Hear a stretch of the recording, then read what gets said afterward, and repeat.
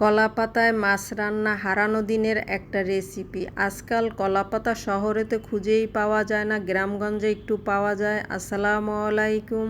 কলাপাতার recipe বানানোর জন্য আমি নিয়েছি নদীর কিছু শাসরা মাছ।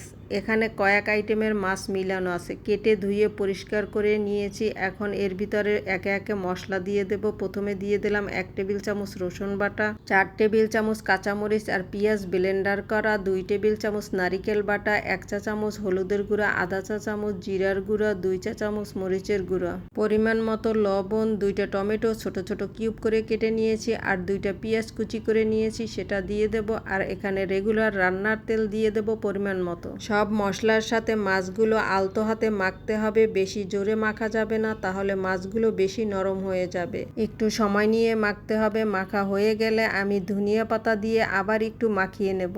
এভাবে কলা পাতায় মাছ রান্না করলে স্বাভাবিক রান্নার চেয়ে পরিমাণে একটু বেশি তেল ব্যবহার করতে হয়। এভাবে মাখানো অবস্থায় আমি 10 মিনিট মাছ রেস্টে রেখে দেব। অন্যদিকে চুলায় একটা পুরানো ফ্রাই প্যান গরম করতে বসিয়ে দিয়েছি। এখন কলা পাতা এরকমের ছোট ছোট টুকরা 3-4টা পিস আমি নিচে দিয়ে দেব। কলা পাতাগুলো ইম্পোর্ট করা গ্রাম থেকে, তাই একটু ছোট সাইজ করেই এনেছে। তারপরও সৌভাগ্য যে কলা পাতায় মাছ রান্না করে খেতে পারবো। মাটির চুলা হলে আরও স্বাদ হতো। এখন উপর থেকে একটা আস্ত পাতা দিয়ে আমি মাছগুলো পাতার উপরে আস্তে ঢেলে দেব। এই রান্নায় আমি এক্সট্রা কোনো পানি ব্যবহার করব না। মাছ থেকে যেটুকু পানি বের হবে তাতেই রান্না হয়ে যাবে। এখন মাছ দেওয়া শেষ। উপর থেকে আমি 2টো কলা পাতা দিয়ে ঢাকনা দিয়ে ঢেকে চুলা জ্বালিয়ে দেব। প্রথম 5 মিনিট হাই হিটে রাখবো চুলার জাল, পরে একদম লোতে রেখে 30 মিনিট চুলার উপরে রেখে দেব। 30 মিনিট পরে ঢাকনা খুললাম। আমার এক সাইড হয়ে গিয়েছে আর পানিও শুকিয়ে এসেছে।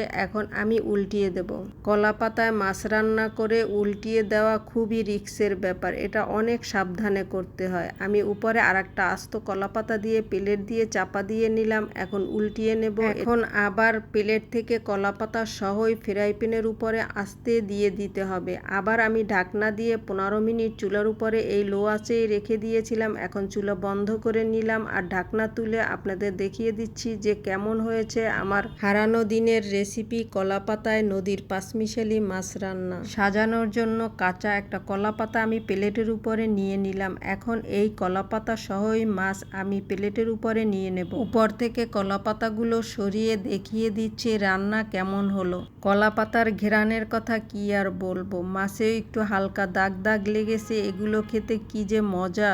আমার মতো যদি আপনারাও কলা পাতা ইম্পোর্ট করতে পারেন তাহলে অবশ্যই বাসায় একবার ট্রাই করবেন, না হলে খুবই মিস করবেন এই স্বাদ ঘ্রাণ। হারানো দিনের রেসিপি কলা পাতায় মাছ রান্না কেমন লাগলো, ভালো লেগে থাকলে লাইক কমেন্ট শেয়ার করতে ভুলবেন না। সবাই ভালো থাকবেন। কথা হবে আবার কোনো নতুন রেসিপিতে। আল্লাহ হাফেজ।